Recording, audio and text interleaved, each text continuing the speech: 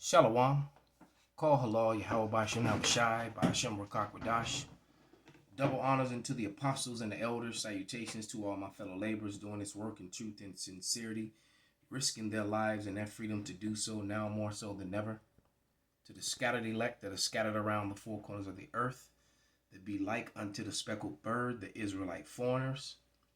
And to the Akwath that are listening and learning, to you I say Shalom. This is your brother Malcolm from the branch of the Great Millstone here in Chicago, coming at you with another lesson in truth. And I think that the name of this video will be Critical Race Events Desired to be Left Hidden. I'm going to start in the book of the curses that befell the Israelites. And as you listen to them, it will be plain to see that these curses only fell upon one group of humanity, and that would be your Negro, Latino, and Native American.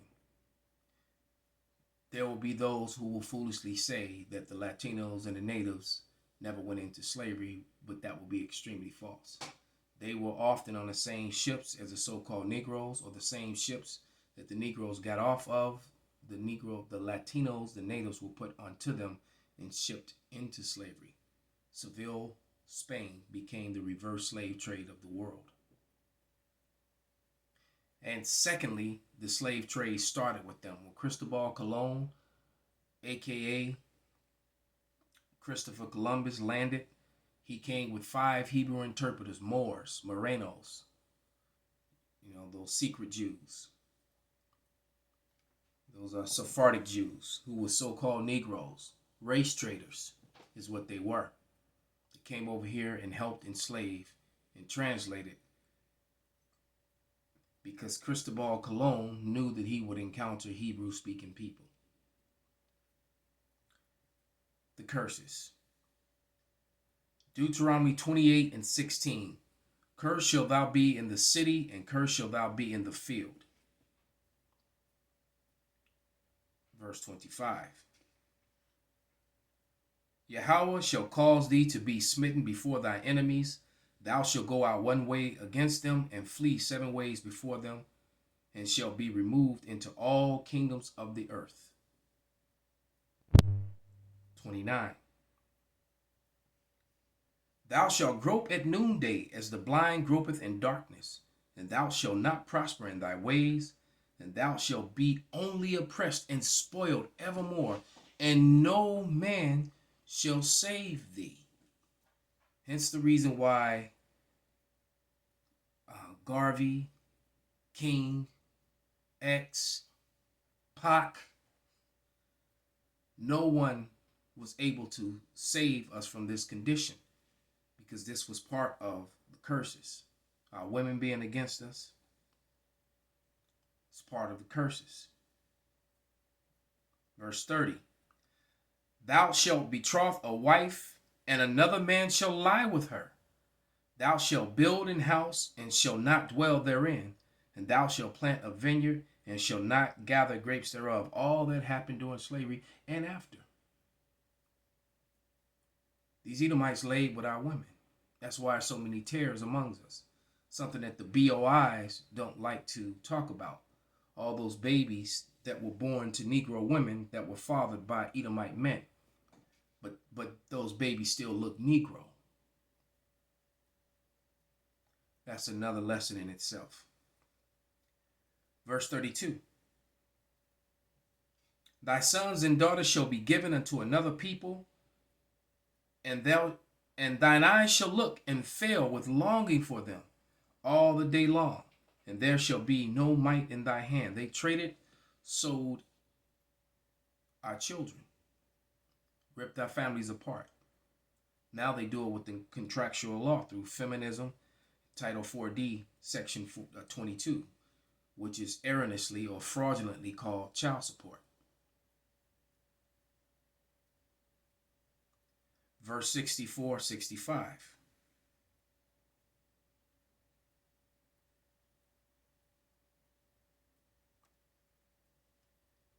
And Yahweh shall scatter thee among all people from one end of the earth even unto the other. There thou shalt serve other gods, which neither thou nor thy fathers have known, even wood and stone. And among these nations shalt thou find no ease, neither shall the sole of thy foot have rest, but Yahweh shall give thee there a trembling heart and failing of eyes and sorrow of mind. That's why you have so many coons get on and try to defend Esau, Edom, or come against critical race facts. I'm not going to call it theory. All right. Theory is talking about our guesses, educated guesses, and that sort of thing. We're not talking about theories. We're talking about facts. You know, through this system that you're going to hear, the oppression didn't end when the physical slavery ended. Contractual law kept our people bound in the same way. Our women never stopped being against our men. The first chance that they got to come against us when the system gave them freedom from patriarchy, from their husbands ruling over their houses. Look what the majority of them did. Majority of the people who grew up in the late 60s, 70s, and 80s grew up in single parent households. Why? Prior to that, people stayed together. And even if you're dirt poor, children are still better off with both their parents. So the empowering the woman over the man, well, you're going to see how this was implemented in this almost 5-minute video that I'm about to play. Deuteronomy 28:68. And Yahweh shall bring thee into Egypt again with ships, by the way whereof I spake unto thee. Thou shalt see it no more again. The it is Israel. And there you shall be sold unto your enemies for bondmen and bondwomen. That's a slave man and a slave woman. And no man shall buy you, meaning no man shall redeem you, shall save you.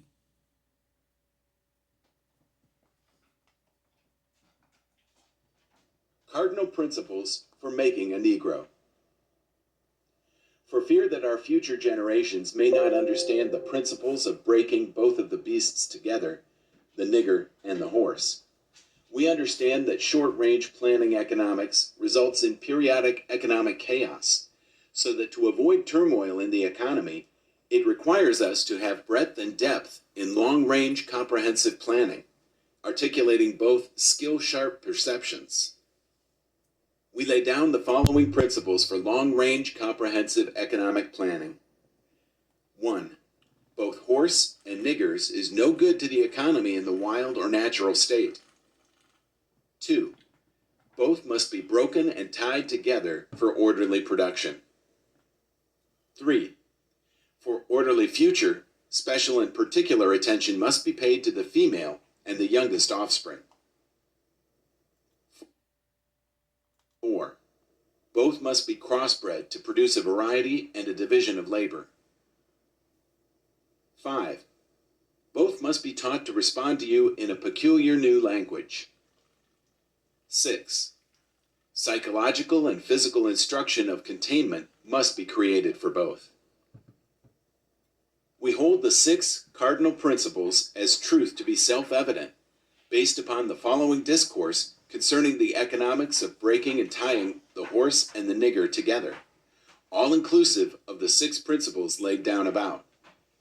Accordingly, both a wild horse and a wild or natural nigger are dangerous, even if captured, for they will have the tendency to seek their customary freedom, and in doing so might kill you in your sleep.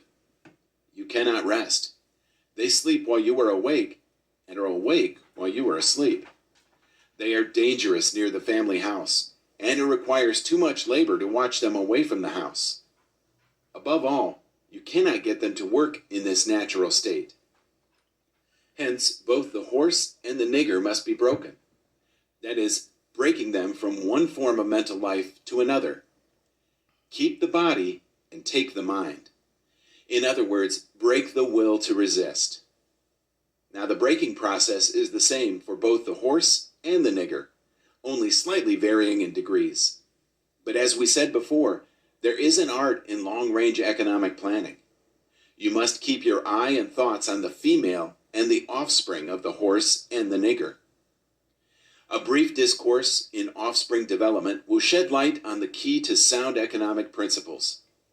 Pay little attention to the generation of original breaking, but concentrate on future generations.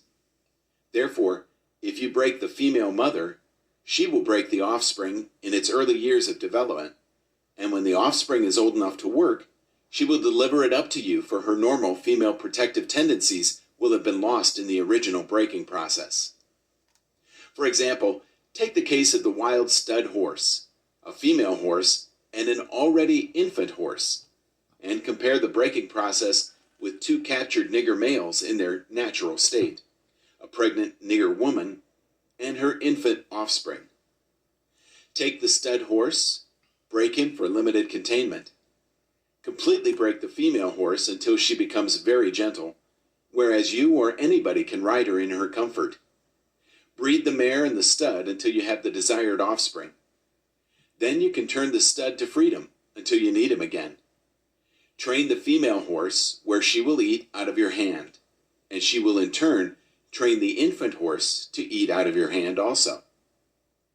When it comes to breaking the uncivilized nigger, use the same process, but vary the degree and step up the pressure, so as to do a complete reversal of the mind.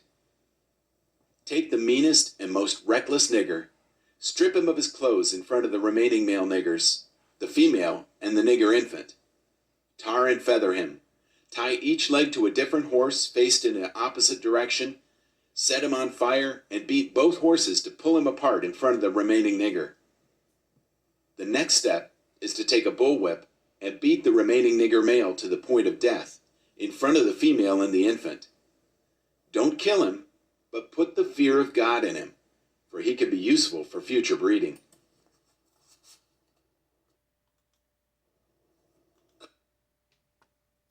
Exodus 21:16. And he that stealeth a man and selleth him, or if he be found in his hand, he shall surely be put to death. Are we not still in America and in the islands, in the European cities, and the places far off where they sold us? Are we not still in their hands? And they claim to be Christians.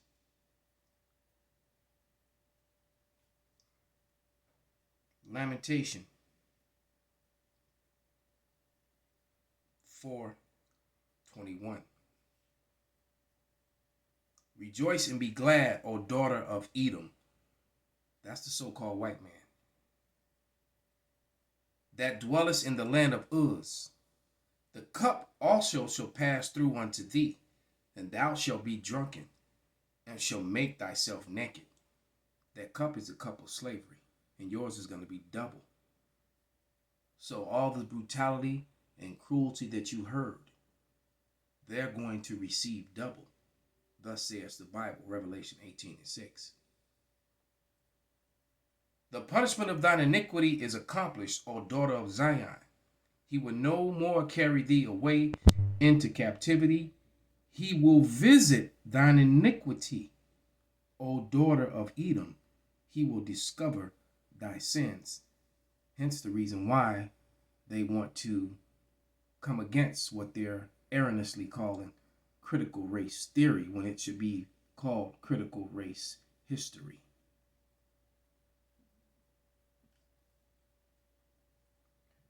Revelation